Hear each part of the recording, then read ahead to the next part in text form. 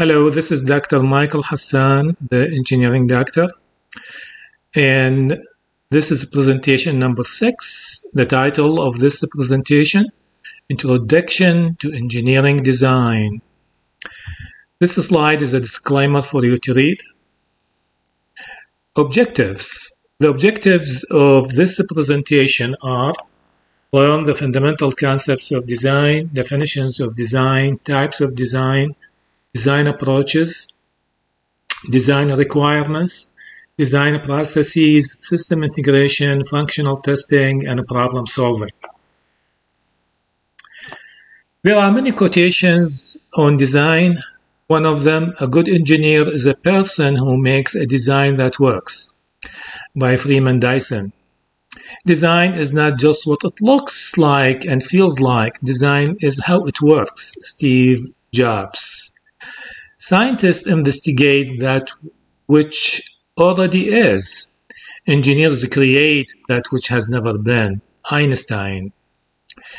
You see things and say, why? But I dream things that never were, and I say, why not? George Bernard Shaw.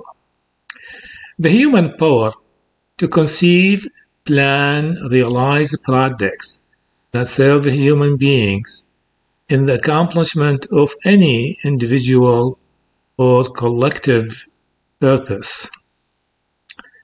Dick Buchanan. Definitions of design. Design as a noun formally refers to a plan for the construction of an object. To design as a verb refers to making this a plan. The term design has different applications in different fields. More formally, design has been defined as follows: a specification of an object manifested by an agent intended to accomplish goals in a particular environment using a set of primitive components satisfying a set of requirements subject to constraints. As a verb, to create a design in an environment where the designer operates.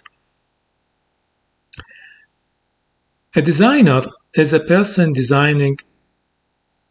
The person designing is called a designer, usually also specifying which area is being dealt with, such as a computer designer, control system designer, or web designer. The definitions of the design process. A designer's sequence of activities is called a design process. The design process is very important concept to reach the goal. So for instance, the design process that we see here, it's based on imagination. So you imagine things, and this is referred to the innovation and creativity. So please go back and listen and read presentation number 1, which is creativity and innovation, and presentation number 2, which is novel ideas for successful innovations. So you imagine and you conceive an idea. You make a plan, you create, you improve, you ask until you find the approval of your system. And by that, you will reach the goal. Design science. The scientific study of design is called design science. There are many publications in design science and design theory. Is design easy? It is hard to design one solution to solve multiple problems or address a breadth of requirements. There is no good multi-purpose widget. Many people can review other people's design and say, oh, I have thought of that. Well, they have not done it before or attempted to do it. Yet when they ask to design a system, they do not know where to start. This is the engineering equivalent to writer's block. Types of design. In engineering, there are 2 types of design: design of solutions to solve problems of existing systems, or design of new systems. And this is really close to what we call it breakthrough innovations. What is the best design? The best design is usually the simplest solution that meets the requirements. Beware of conflicting requirements. Good designs are not a collection of individual functional piece parts coupled together, like ad hoc or hodgepodge design. Design is a real thing, is a real system that works and functions for the lifetime of the system. Design review. Get people review and criticize your design. Disseminate between useful and useless criticism. Ask if it is constructive criticism. The designer usually opens himself herself to criticism each design, usually by people who have never designed a thing in their life. Yet you have to really accept criticism with open heart, because adverse reaction on your part of criticism may result that your design is not selected, even though your design being technically perfect. So this is why you don't have to criticize the people who criticize you. Design approaches. A design approach is a general philosophy that may or may not include a guide for the specific methods. Some are to guide the overall goal of the design. Other approaches are to guide the tendencies of the designer. A combination of approaches may be used if they do not conflict. Some popular design approaches are the KISS principle, keep it simple, which strive to eliminate unnecessary complications. And there is the principle, there is more than one way to do it. A philosophy to allow multiple methods of design of doing the same things, because really a design is not unique. Use-centered design, or user-centered design, which focuses on the goals and tasks associated with the use of the artifact, rather than focusing on the end user. User-centered design, which focuses on the need, wants, and limitations of the end user of the designed artifact. So there is use-centered design and user-centered design. Now, there is a complete really field in systems engineering which rely on user-centered design. And the necessity of satisfying the user, because the user, at the end, he is the prime stakeholder. The design process. We define the design process, but there are many ways of describing design process. The two basic and fundamentally driven ways are the action-centric model and the rational model. Now, in this process that we see here, we identify the problem as the first step. And to identify the problem, because you don't have really a system if you don't have a problem. Okay, and please refer to presentation 1, creativity and innovation, and novel ideas for successful innovations. So we talk a lot about identifying the problem and creating an idea, a novel idea to innovate, to build a system. So once you identify the problem, identify the criteria and the constraints, you brainstorm possible solutions. Okay, then you generate ideas how to build the system. Explore all the possibilities to build the system. Select an approach to build the system. Build a model or a prototype of the system. And refine the design. Okay, solve all the problems, refine the design, and you will end the process and start with identifying a new problem for a new system. So this is the design process. It's extremely important for step-by-step design. The action-centric model, designers use creativity and emotion to generate design candidates. The design process is improvised. It's like ad hoc design because it's driven by emotions. No universal sequence of stages is apparent. Analysis, design, and implementation are contemporary and inextricably linked. The action-centric perspective is based on empirist philosophy. It means it's practical and driven by experimentation and not driven by unique stages and well-defined process. It is an ad hoc design. However, the rational model designers attempt to optimize a design candidate for known constraints and objectives. The design process is plan-driven. The design process is understood in terms of a discrete sequence of stages. There is a pre-production design in the rational model and design during production. A pre-production design a brief or party, an early statement of design goals, analysis of current design goals, research investigating similar design solution in field or related topic, specification specifying requirements of a design solution for a product, and product design specification or service. Requirements is very important, and there is a complete and thorough studies on requirements engineering in the field of systems engineering. Problem solving, conceptualizing and documenting design solutions, presentation and presenting design solution, design during production, on the other hand, it works as follows: development, continuation and improvement of a design solution, and testing testing a design solution.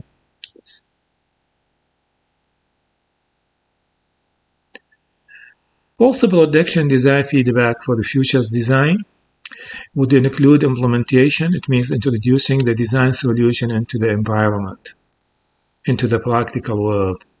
Evaluation and conclusion, summary of a process and results, including constructive criticism and suggestions for the future improvements. Redesign, any or all stages in the design process repeated, with corrections made at any time before, during, or after production.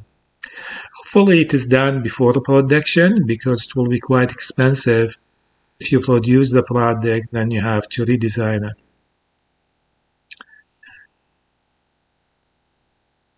Design requirements. Come to conviction about what requirements are most important. And I said there's a huge methodology in selecting requirements, and a huge field of requirement engineering that I'm going to talk about it maybe later in another lectures when I give lectures on systems engineering. What is the trade-off in case of conflicting requirements? Determine the approach to meet all the requirements.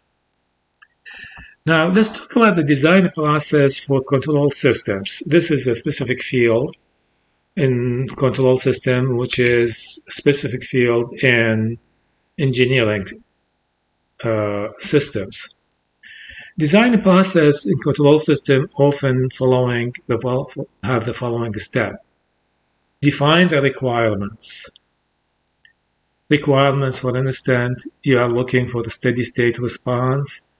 You are looking for the step response of the system, and what kind of stability you are looking for, the margins of stability, and so on and so forth. So you define all the requirements. You derive or obtain a system model. Modeling is very important. System model is wrong, all your design may be wrong. So modeling the system that you intend to control. Now then design the controller. Simulate and develop a prototype. Test for performance and solve any problems that you may encounter with. Most of these steps should be done in your head at least several times before anything is done on paper.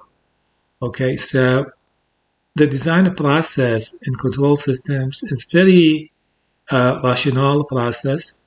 It's step-driven and it's very easy to achieve as long as you have the right system model and the right requirements. The designer may ask, without any constraints other than physics, what is the perfect or ideal system? This is an important step of a good design process. The performance of all systems is governed by low error work like signal-to-noise ratio, misdistance error, pointing error. What is the error budget?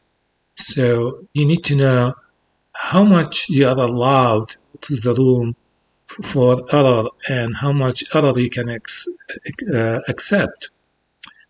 If you are using estimated states of feedback, make sure there is not an observability problem. Structure your control system feedback to take full advantage of complementary feedback and predictive lead, which is the heart of the design process. Design each loop's compensation so that the closed loop response is determined or dominated by first or second order behavior. Understand any parasitic coupling paths, loading problems. Make sure there is adequate margins. Understand external disturbances. Make sure there is adequate rejection of these disturbances. Examine sensitivities to imperfect measurements and modeling. Good design do not have child's heels or weaknesses. Make sure there are adequate stability margins for the feedback paths. For designers to solve problems in existing system, the key is to truly understand the root cause and the nature of the root cause of the problem. Ask many whys until you solve the problems. Common root cause of control design problems are incorrect modeling of the plant. This is very important. We say that the wrong model will lead to wrong design. Lack of complete error margins. Controlling the wrong thing. Extra dynamics is needed. So you need really to make the system perfect, the modeling perfect, and the process very systematic to control that system. Predictive lead. Conceptually, there are two types of information about a control problem, measurement and prediction. Measurement feedback is band-limited, poor at following dynamic signals, but do not drift over time. Prediction is wide bandwidth, good at following dynamic signals, but is prone to drift over long time periods. The basic nature of information in measurement and the prediction is complementary. Standard predictive leads, which is optimal predictor, used in optimal control systems are Kalman filter, complementary filter, synthetic feedback, and trajectory following guidance. Now let's talk about integration. Integration by itself is a huge field in system engineering. How you integrate subsystems into a larger system, then into a system of systems. In engineering, system integration is the bringing together of component subsystems into one system and ensuring that subsystems function together as a system. In information technology, systems integration is the process of linking together different computing systems and software applications physically or functionally. So this is in IT. A system integration engineer needs a broad range of skill and is likely to be defined by a breadth of knowledge rather than a depth of knowledge. There are three methods of integration: vertical, star, horizontal. So really the integration by itself is not unique, and this problem by itself, it depends on the application and the nature of the system. For instance, a hardware electronic system will have different integration problems than a software system, or a system in signal processing or another field. So it depends really on the field, and the system integration engineer has to be capable, and he has to have the broad knowledge of integrating subsystems into a larger system with a successful outcome, because you need the system, after all, to work successfully. Vertical integration is the process of integrating subsystems according to their functionality by creating functional entities, also referred to as silos. The benefit of this method is the integration is performed quickly and involves only the necessary vendors. Therefore, this method is cheaper in the short term. On the other hand, cost of ownership can be substantially higher than seen in other methods, since in case of a new or enhanced functionality, the only possible way to scale the system would be by implementing another silo. Reusing systems to create another functionality is not possible. The star integration is also called spaghetti integration, is a process of integrating of the systems where each system is interconnected to each of the remaining subsystems. When observed from the perspective of subsystem which is being integrated, the connection are reminiscent of a star, but when the overall diagram of the system is presented, the connection looks like spaghetti. Hence the name of this method. The cost varies due to interfaces which subsystems are exporting. In a case where the subsystems are exporting heterogeneous or proprietary interfaces, the integration cost can substantially rise. Time and cost needed to integrate the systems increase exponentially when adding additional subsystems. From the feature perspective, that method often seems preferable due to the extreme flexibility of the reuse of functionality. Horizontal integration, or also called Enterprise Service Bus (ESB), is an integration method in which a specialized subsystem is dedicated to communicate between other subsystems. This allows cutting the number of connections or interfaces to only one per subsystem, which will connect directly to the ESB. The ESB is capable of translating the interface into another interface. This allows cutting the cost of integration and provides extreme flexibility, so you will overcome loading and overloading effects. With systems integrated using this method, it is possible to completely replace one subsystem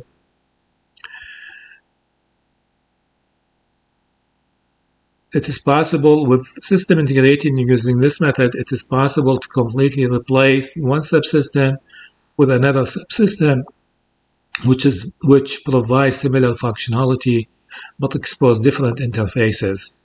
All this completely transparent for the rest of the subsystem. The only action required to implement the new interface between the ESB and the new subsystem. Integration should proceed as a test and build-up process. Strategies how to test each component and check the expected outputs against the expected inputs. Use your simulation to find out the expected output. Each feedback loop must be checked for sign and magnitude. Open loop prior to loop closure. Start in the inner loops. So if you have more than feedback loop, you start with the inner loops and simulate. Then you add another loop, simulate, until you have the outcomes that you seek. Functional testing. Now, once we have the system, we do functional testing is a type of black box testing that bases its test cases on the specifications of the software component under test. In case of a software system, functions are tested by feeding them input and examining the output, and internal program structure is rarely considered. Functional testing differs from system testing in that functional testing varies a program by checking it against design documents or specifications, while system testing validates a program by checking it against the published user or system requirements.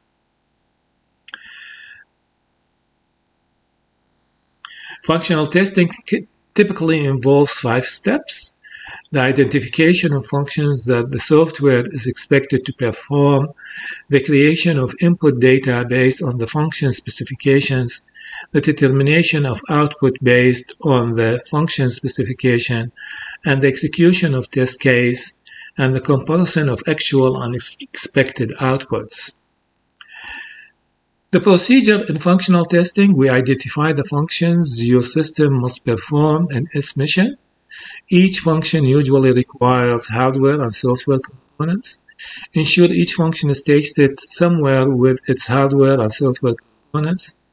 HWIL, which is hardware in the loop simulation, is the most complete closed-loop test for the entire system. HWIL is usually missing HW components, usually sensors and actuators. Problem solving. When we have a problem on existing system, problem solving would be very crucial and very important in engineering when projects and processes fail. So corrective action can be taken to prevent further failures. Perhaps of more value, problem solving can be applied to a project or process prior to an actual fail event, i.e. potential problem can be predicted, analyzed, and mitigation applied so the problem never actually occurs. Techniques like failure mode effects analysis can be used to proactively reduce the likelihood of problems occurring. Forensic engineering is an important technique of failure analysis, which involves tracing project defects and flaws. Corrective action can be taken to prevent further failures.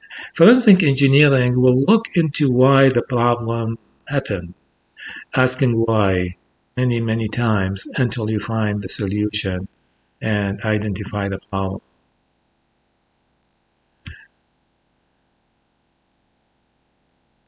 Problem-solving techniques. There are many techniques. We talked about them in Lecture 1, which is Creativity and Innovation, and Lecture 2, which is Novel Ideas for Successful Innovations. These techniques are abstraction, solving the problem in a model system before applying it to the real system. Analogy, using a solution that solves an analogous problem. Brainstorming, especially among groups of people, suggesting a large number of solutions or ideas and combining and developing them until an optimum is found.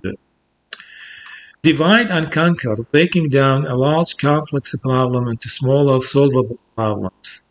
Hypothesis testing, assuming a possible explanation to the problem and trying to prove, or in some context, disapprove the assumption.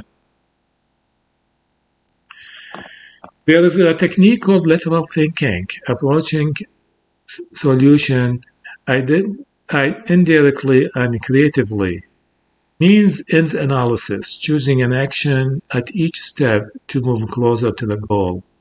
Method of focal objects, synthesizing seemingly non-matching characteristics of different objects into something new. And morphological analysis, assessing the output and interactions of entire system. Reduction, transforming the problem to another problem for which solutions exist. Research, employing existing ideas or adapting existing solutions to similar problems. Root cause analysis, eliminating the cause of the problem. Trial and error, testing possible solutions until the right one is found.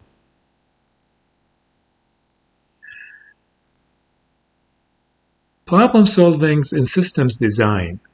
People tend to be drawn to what they know best. Always ask yourself, am I jumping to conclusions because of my own vanities and lack of experience? Always ask if others involved are doing the same thing. Whether mental or not on paper, draw the fault tree. Work down the fault tree using evidence and test data.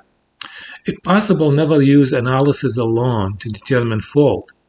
Propose tests to determine the root cause of the problem. When you get it wrong, there are two possibilities. Wrong root cause or wrong testing data. So which one you are in, and you need to identify the problem. So once you identify the problem during forensic study on your system and try to solve it, now then you will have the perfect system. This was really just an introduction to a very huge field of engineering design. And this introduction is really like a dot in an ocean of knowledge. But this is really a starting point to design the perfect system, and good luck. I thank you very much for listening. Please subscribe, hopefully to see you very soon. Sincerely, Dr. Hassan.